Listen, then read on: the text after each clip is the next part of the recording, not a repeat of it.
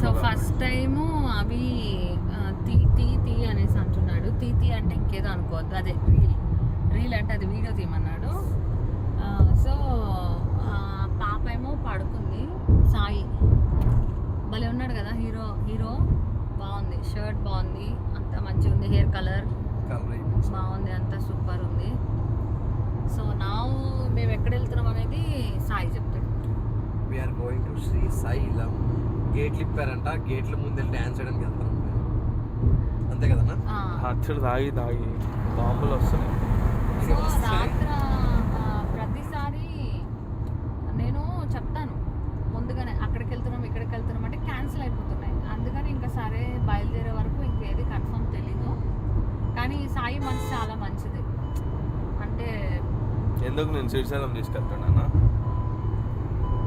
మర్చిపోయా, ఇప్పుడు సాయి మాట్లాడుతున్నాడు నాతో. మళ్ళీ ఎప్పుడు కట్ ఆఫ్ చేస్తాడో నాకు తెలీదు. ఎప్పుడు మళ్ళీ కొత్త ఫ్రెండ్స్ పాత ఫ్రెండ్స్ కలవగానే మళ్ళా నన్ను వదిలేస్తాడు. అప్పుడు ఏం చేస్తానంటే నేను ఈ వీడియో డిలీట్ చేసేస్తా.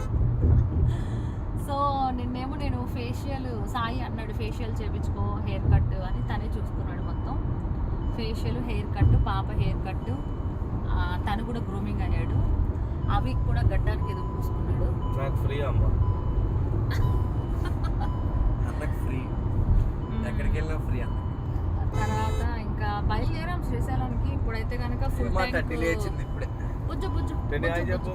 వద్దు పడుకొని ఇప్పుడే. సాయి అక్కడ డిక్కీలో పిల్లో ఉంటుంది చూడు, ఆడికి వేసే పిల్లో పడుకుంటాం ప్రశాంతంగా, కాలు మీద పడుకుంటాం.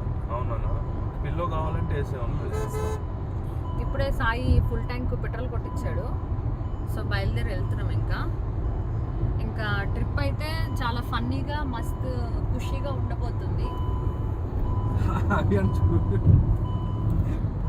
అండ్ అవి ఇంతకు చాలాసార్లు వెళ్ళాడు. అంటే నేను ఏదైనా వేరే షూటింగ్కి అవుట్ ఆఫ్ వెళ్తా కదా, వెళ్ళగానే ఫ్రెండ్స్ని పిలుచుకుంటాడు, మా డాడీ అందరిని పిలుచుకుంటాడు, శుభ్రంగా బయలుదేరి వెళ్ళిపోతాడు.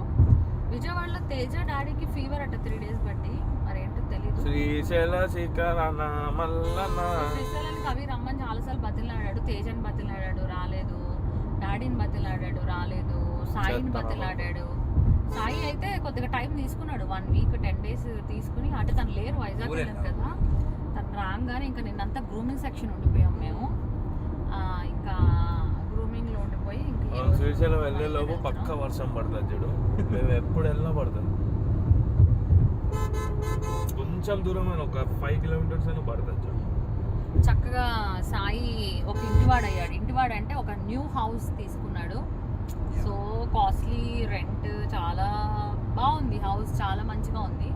ఆల్రెడీ నేను వీడియో తీసి పెట్టేసా మీ హౌస్, చాలా బాగుంది అండ్ మంచిగా ఉంది, బాగుంది. సో ఈ ట్రిప్ అయితే హ్యాపీగా జరగాలని దేవుడికి, ఏ దేవుడికి మొక్కుకున్నాం మనం?